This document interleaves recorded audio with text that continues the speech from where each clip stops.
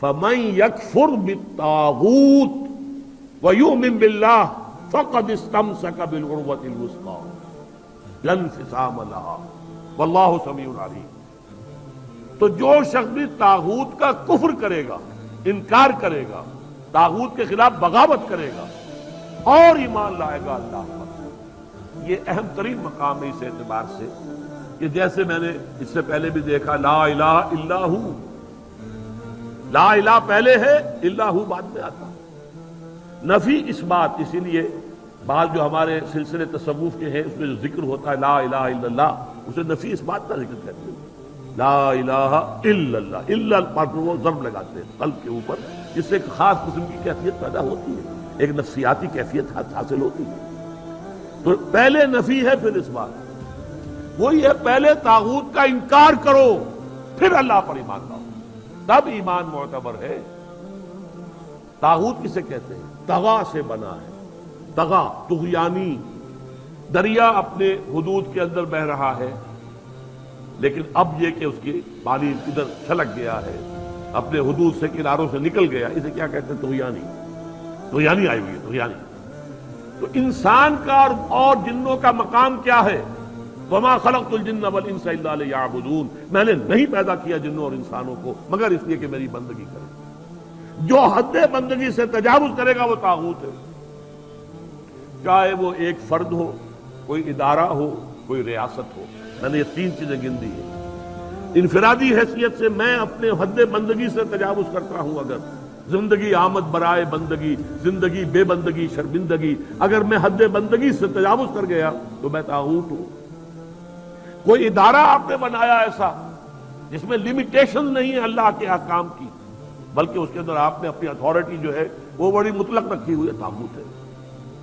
ریاست آپ نے قائم کی، حاکمیت عوام کے لیے یا حاکمیت کسی ایک خاندان کے لیے، وہی طاغوت ہے۔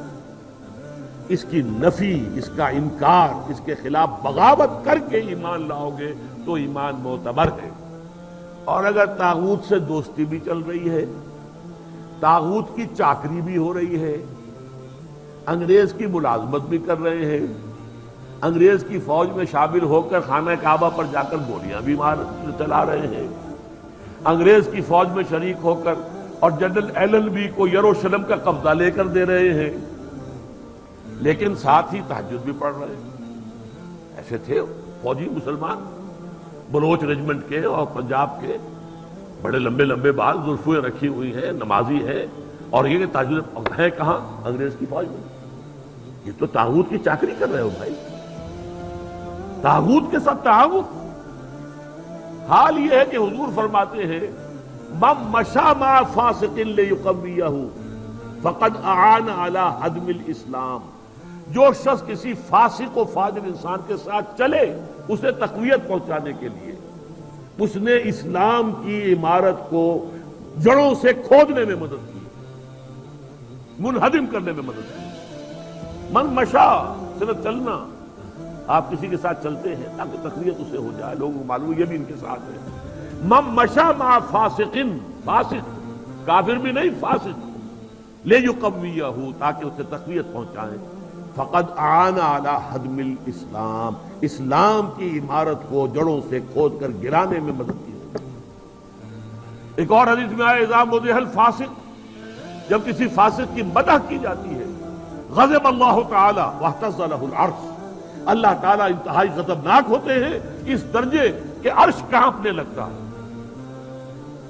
تھرا اٹھتا ہے عرش، اتنا غضب آتا ہے اللہ تعالیٰ کہ ایک شخص میرا باغی ہے، میرا فاسق ہے، فاجر ہے، اور اس کی مدح کی جا رہی ہے۔ اب اس کی روشنی میں آپ اپنے طرز عمل کا جائزہ لیجیے۔ لگے ہوئے ہم اسی نظام کی چاکری میں، اسی نظام کو تقویت پہنچانے میں۔ کہاں ہے اللہ کے ساتھ؟ ان سے ہم نے کہاں بغاوت کی؟ بغاوت کے کم سے کم یہ سمجھیے تین درجے ہیں۔ سب سے کم کیا ہے؟ نظام سے شدید نفرت ہو، ترک تعاون ہو، ترک موالات ہو، یہ نیگیٹو حصہ ہے صرف۔ جیسے گاندھی نے کبھی کہا تھا ترک موالات، نہ انگریزی کپڑا پہنیں گے اور بلکہ ہم تو نہ کوئی اور امپورٹڈ شے استعمال کریں گے، اور بلکہ ہم تو جو ہے اپنی کھدر خود بنیں گے اور پہنیں گے۔ ترک موالات، ترک تعاون، عدم تعاون، یہ پہلا درجہ ہے۔ طاغوت کے ساتھ موالات نہ ہو، دوستی نہ ہو، چاکری نہ ہو، محبت نہ ہو، بلکہ ترک تعاون، ترک موالات اور دل میں شدید نفرت۔ اگلا مرحلہ کیا ہے؟ طاغوت کے خلاف زبان سے جہاد کرنا۔ یہ کام غلط ہے، ہم اسے پسند نہیں کرتے، ہم اس میں تعاون نہیں کریں گے، زبان سے بھی ایک اعلان کرنا۔ اور آخری مرحلہ ہے سب سے اونچا، طاقت کے ساتھ اس طاغوت کو ملیا میٹ کر کے حق کا نظام قائم کرنے کی جدوجہد کرنا۔ یہ ہے اصل مطلوب۔ الان جیسے کہ مجھے واقعہ یاد آ گیا حضور کا، کہ حضور اور حضرت عمر ساتھ ساتھ چل رہے ہیں، کوئی چہل قدمی ہے یا کچھ اور معاملہ ہے۔ حضور پوچھتے عمر تمہیں مجھ سے کتنی محبت ہے؟ عرض کیا کہ حضور آپ مجھے دنیا کے ہر انسان سے زیادہ محبوب ہیں۔ اب آپ آنکھوں میں آنکھیں ڈال کر پوچھتے ہیں اور اپنی جان سے؟ اب ایک تو اندازہ کیجئے کہ یہ سوال کسی ایسے شخص سے نہیں کیا جا سکتا جس سے ذرا بھی بال برابر بھی بودھ ہو دل میں، تو خالص جو بہت ہی مقرب ہوگا اسی سے یہ بات کہی جائے گی، اپنی جان سے؟ تو حضرت عمر نے تھوڑا سا توقف کیا، پھر عرض کیا ہاں اب میں کہتا ہوں کہ آپ مجھے میری جان سے بھی زیادہ عزیز ہیں۔ فرمایا الان، اب پہنچے ہو تو اس مقام پر کہ جہاں ہونا چاہیے۔ تو الان والا معاملہ یہ ہے کہ انسان تن من دھن اپنی زندگی ہر شے لگا دے طاغوت کے خاتمے اور حق کے غلبے کے لیے۔ وہ ہے جہاں سے بات شروع ہوئی تھی، لگا دو، کھپا دو، صرف کر دو۔ یا ایھا الذین آمنوا انفقوا مما رزقناکم من قبل ان یاتی یوم لا بیع فیہ ولا خلۃ ولا شفاعۃ والکافرون هم الظالمون۔ اس روش کو اختیار کرنے سے انکار کرنے والے ہی تو کافر اور ظالم و مشرک ہیں۔ وہیں یکفر، اب میں دیکھیے دو حدیثیں بھی آپ کو سنا دیتا ہوں، میں نے تو ترتیب الٹی بتائی تھی، ہم کمزور لوگ ہیں تو کمزور ترین درجہ پہلے بیان کر دیا کہ طاغوت سے دلی نفرت ہو، تعاون نہ ہو۔ اس سے اوپر یہ کہ زبان سے جہاد اس کے خلاف کیا جائے، اس سے اوپر ہے طاقت کے ساتھ جہاد کیا جائے۔ لیکن حدیث میں آتا ہے اوپر سے نیچے کی طرف، من رأى منکم منکرا فلیغیرہ بیدہ، تم میں سے جو شخص بھی کسی منکر کو دیکھے، بدی کو دیکھے، اس کا فرض ہے کہ اسے اپنی قوت سے، طاقت سے، ہاتھ سے بدلے۔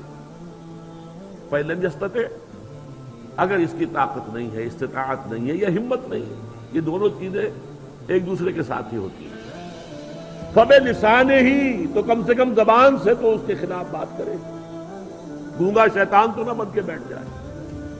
فَإِن لَمْ يَسْتَطِعْ، اگر اس کی بھی طاقت نہیں ہے، ہمت نہیں ہے، فَبِقَلْبِهِ، تو دل سے شدید نفرت رکھے، وَذَلِكَ أَضْعَفُ الْإِيمَانِ، یہ ایمان کا کمزور ترین درجہ ہے۔ دل میں نفرت بھی نہیں ہے تو ایمان ہے ہی نہیں، ایمان کی نفی ہے مطلق۔ دوسری حدیث سن لیجئے، یہ تو ہے مسلم شریف کی روایت حضرت ابو سعید خدری سے رضی اللہ تعالیٰ عنہ۔ مسلم شریف ہی کی دوسری روایت ہے عبداللہ ابن مسعود سے رضی اللہ تعالیٰ عنہ۔ حضور فرماتے ہیں ما من نبی بعثہ اللہ فی امتہ قبلی الا کان لہ حواریون و اصحاب۔ اللہ تعالیٰ نے کسی بھی قوم میں، امت میں، مجھ سے پہلے جب بھی کسی رسول یا نبی کو مبعوث کیا تو اس کے کچھ نہ کچھ صحابہ، کچھ نہ کچھ حواری ہوتے تھے۔ حواری حضرت عیسیٰ کے صحابہ کو کہتے ہیں، صحابہ جو ہیں حضور کے ساتھی ہیں۔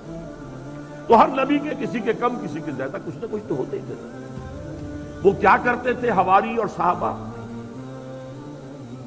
یقتدون بامرہ ویاخذون بسنتہ، اپنے اس نبی کی سنت کو مضبوطی سے پکڑ لیتے تھے اور ان کے حکم پر عمل کرتے تھے۔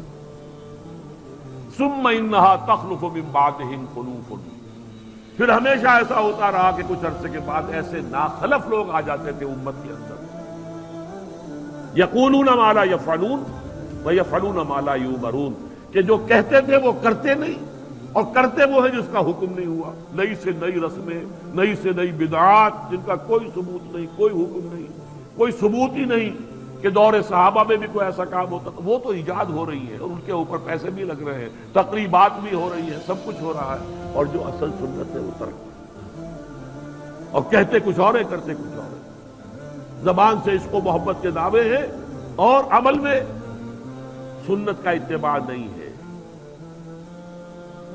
اب جب ایسی صورت ہو، میں یا آپ اگر دیکھیں کہ ہمارے معاشرے میں ان لوگوں کا بول بالا، اس وقت ان کے ہاتھ میں اقتدار ہے، ان کے ہاتھ میں جو جاتے ہیں جہاں گئے وہاں پر چادر چڑھا دی، عوام کا جو ہے وہ ایک تاثر دینے کے لیے کہ اس قبر کے اوپر انہوں نے بھی چادر چڑھائی ہے، جن کا کوئی دین مذہب سے روحانیت سے سروکار نہیں بالکل۔ جیسے کبھی اندرا گاندھی نے بھی جانا شروع کر دیا تھا مندروں کے اندر، جبکہ وہ مسلمانوں کا ووٹ اس کے خلاف گیا ہے اور وہ ہاری ہے الیکشن میں، اس کے بعد اس نے ہندو دیوی کی شکل اختیار کی ہے، پھر وہ جاتی تھی پنڈتوں کے پاس اور سادھوؤں کے پاس، اور پھر وہ نیکسٹ الیکشن میں دوبارہ کامیاب ہو گئی۔ ہندو کارڈ پلے کیا، اسے کہتے ہیں کہ شی پلیڈ دی ہندو کارڈ، اس لیے کہ مسلم کارڈ اس کے خلاف استعمال ہوا تھا۔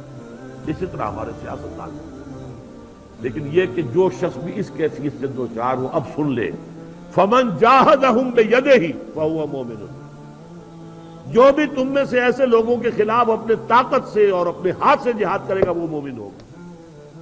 ومن جاہدہم بلسانہ فہو مومن، اور جو اپنی زبان سے جہاد کرے گا وہ بھی مومن ہوگا۔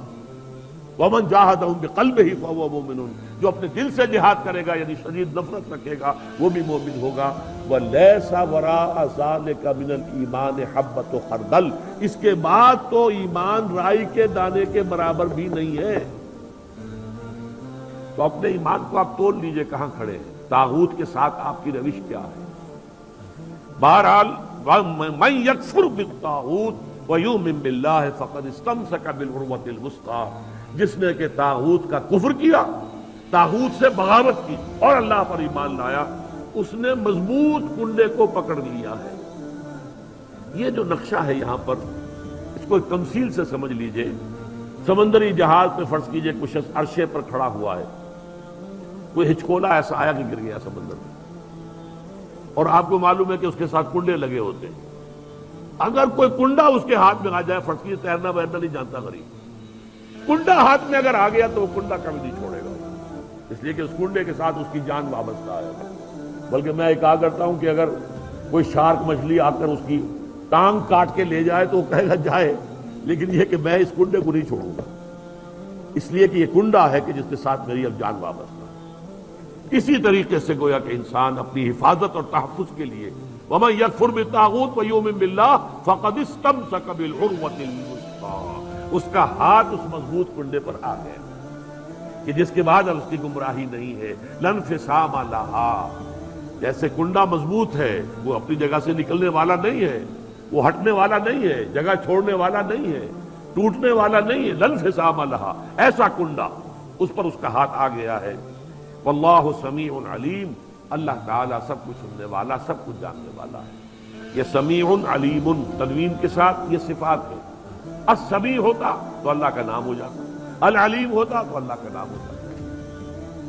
اللہ ولی الذین آمنوا یخرجہم من الظلمات الی النور۔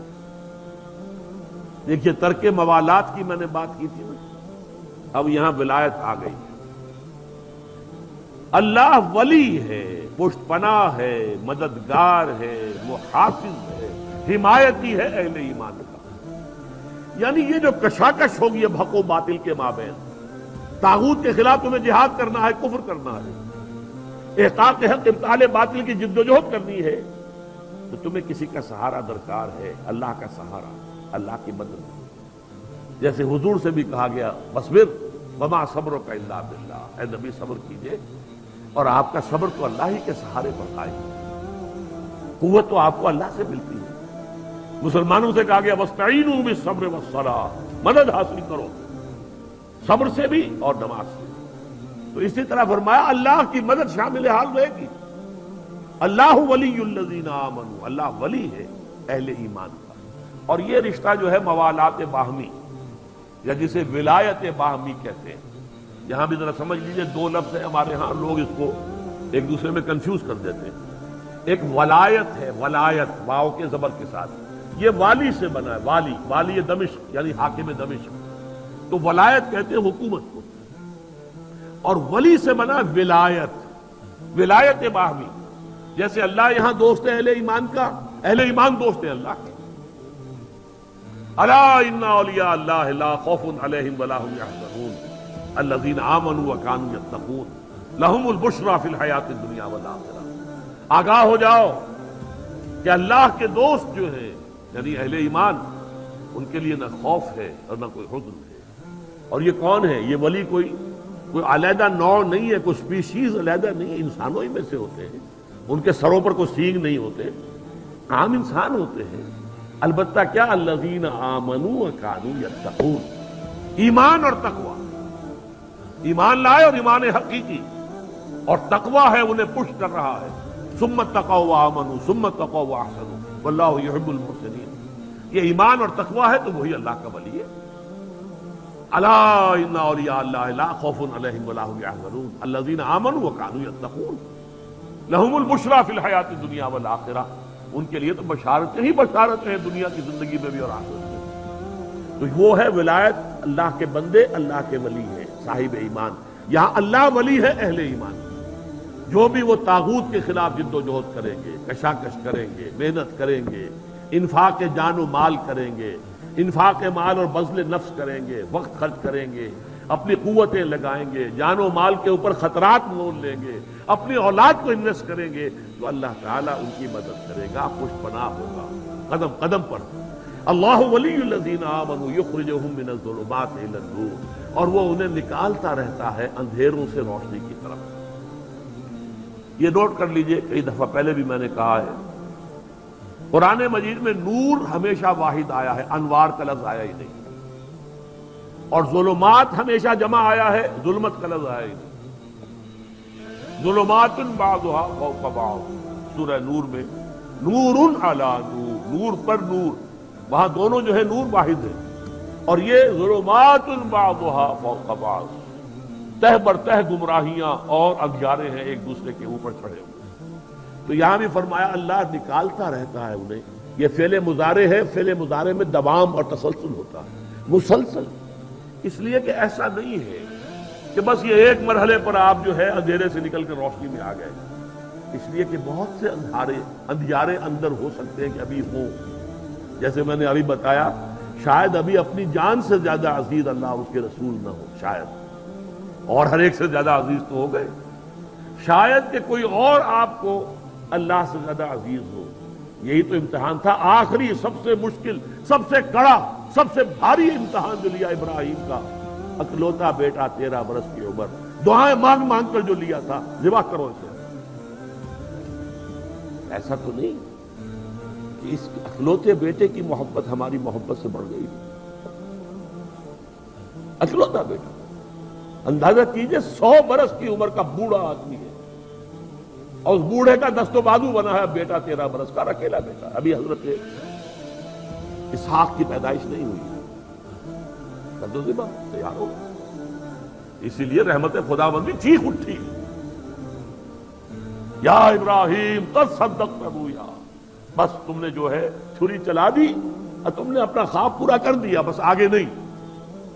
گویا کہ میں نے اس میں لکھا تھا، میرا مضمون ہے کہ یہاں ممتحن نے بس کی ہے، جس کا امتحان لیا جا رہا تھا اس نے بس کی۔